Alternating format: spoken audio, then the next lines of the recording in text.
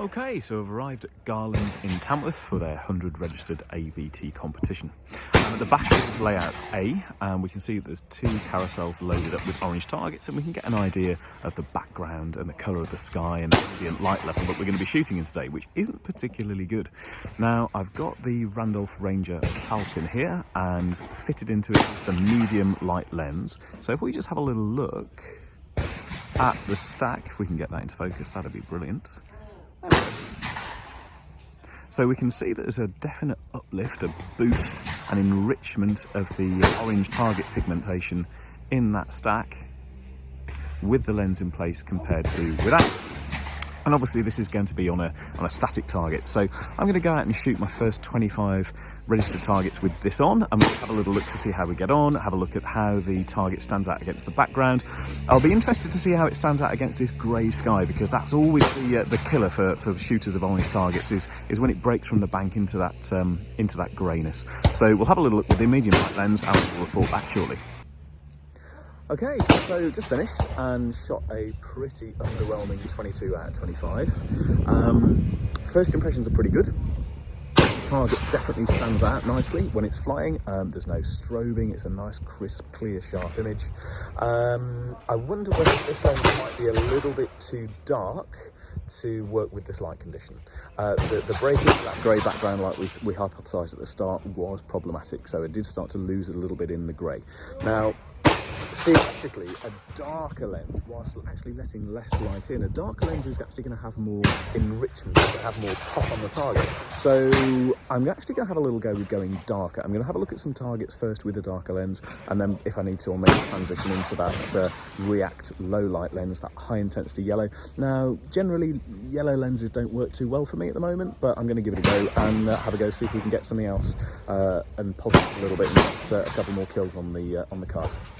One of the really interesting things is that one of the targets I lost was a mental sort of preparation, and this happens to trap shooters all the time. When the gun's loaded, it's in your shoulder and it doesn't feel quite right, and you know what you've got to do. You should then break the gun and start again. Didn't. Just thought, nah, that'll do. Bang bang, lost target. So bit of mental preparation for the next one and change up the lenses and see how we get on.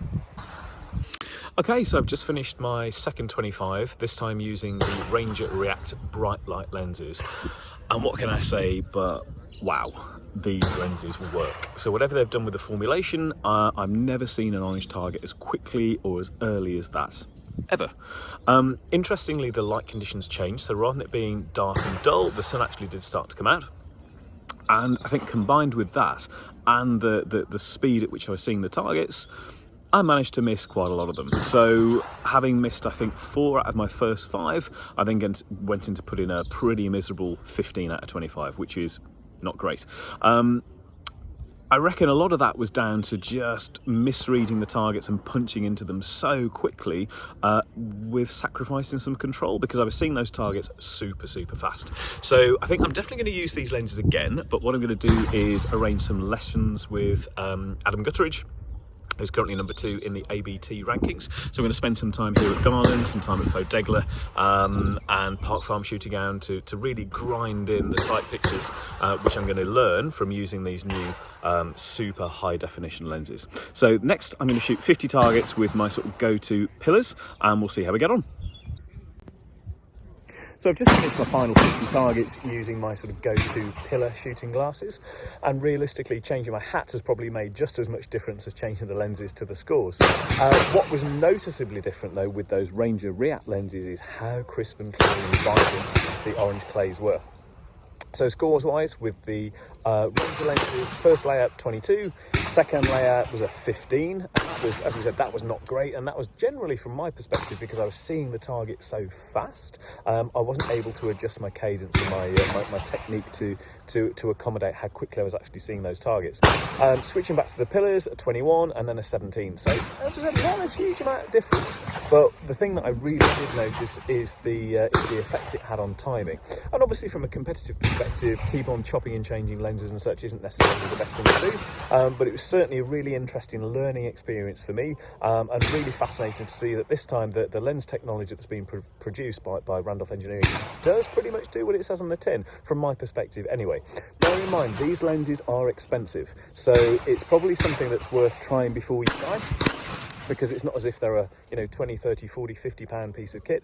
You know, these are coming in a couple of $100, couple of £100, so they're serious money, but I'm really impressed with actually what these lenses are actually going to do. So for me, I think the next thing to do is to book some lessons. So I'm going to look at working on my ABT game. I'm going to book some lessons with Adam Gusseridge. I'm going to do some focus practice to see if we can turn some of those teen scores into 20s and bump some of those 20s up into higher categories. But yeah, I mean, again, just looking at non-prescription lenses, this is a conversation I have with my prescription lens wearers pretty frequently, is that when we're doing something tangibly different to the visual system, it will change how you see the target. And obviously the way in which you see the target dictates how you engage it. And I certainly found that sometimes, because I was seeing it so clearly, I was kind of racing over the top and slashing at it rather than making more of a planned, considered move. But yeah, if you're looking for something different, you're shooting orange targets, check out these range of RIACT lenses. They are good. If you like the video, please hit the subscribe button, share it. If you want me to comment or review any other technology, anything that's coming out in the shooting glasses vision training perspective, please just mention it in the comment section below. Okay, cheers, bye.